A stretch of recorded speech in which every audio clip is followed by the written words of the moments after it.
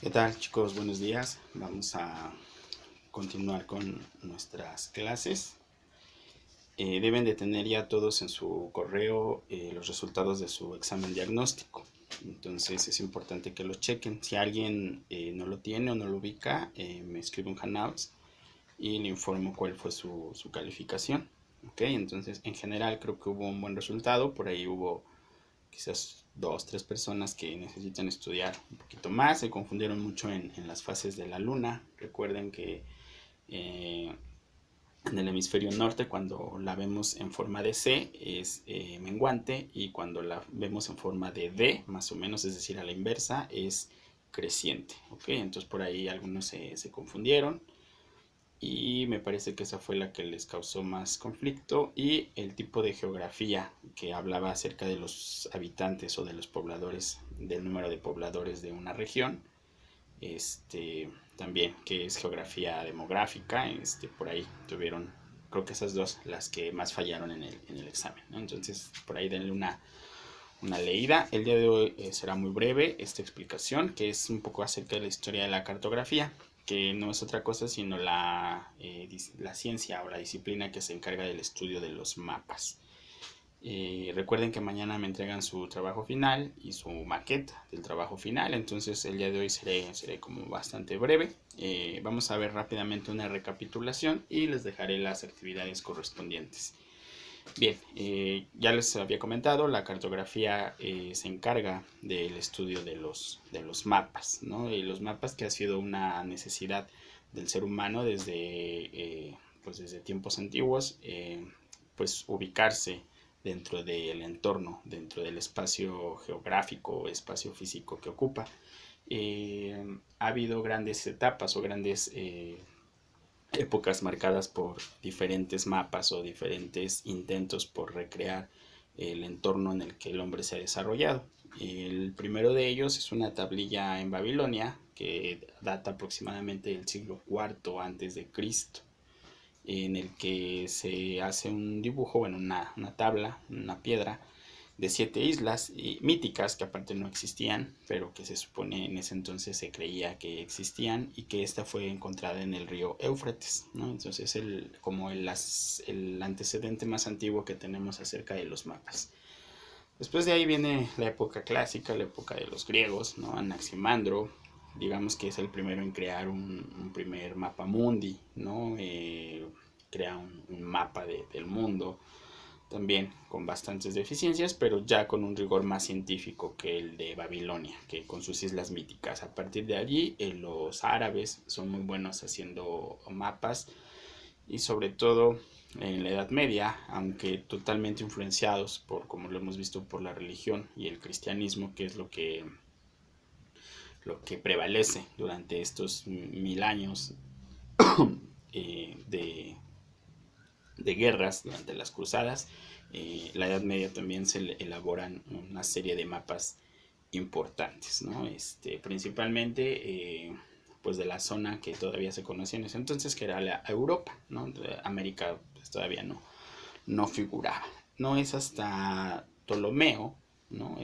Quien va a crear un mapa mundi muchísimo más científico, con un rigor mucho más científico, y él lo va a dividir en dos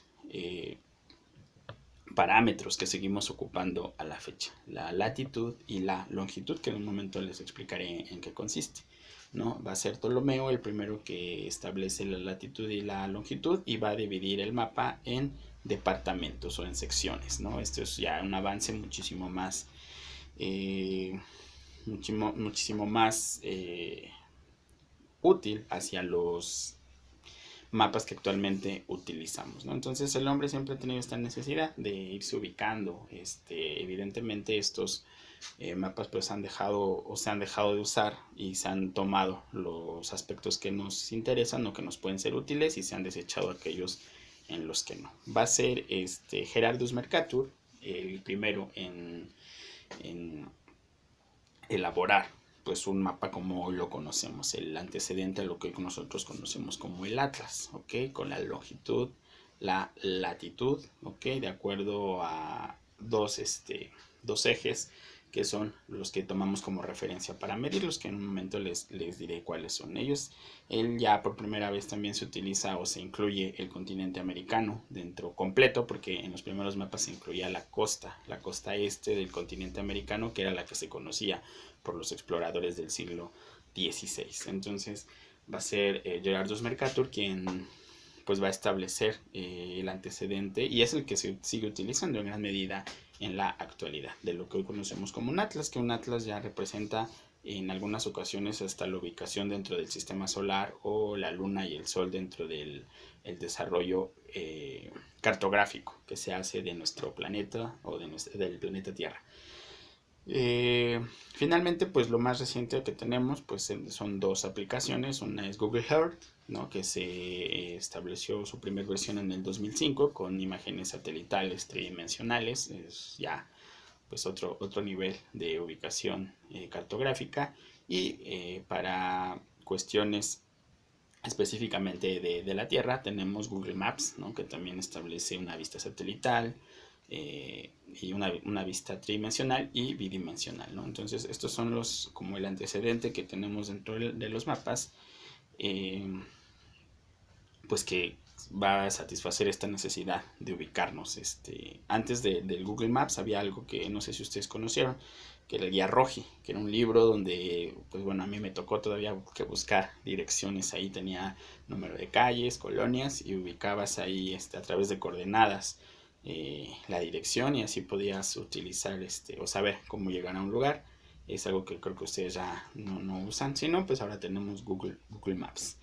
Bien, vamos a explicar entonces el último punto, la latitud y la longitud. Pongan mucha atención porque seguramente será tema de examen, ¿no?, por ahí en alguna gráfica.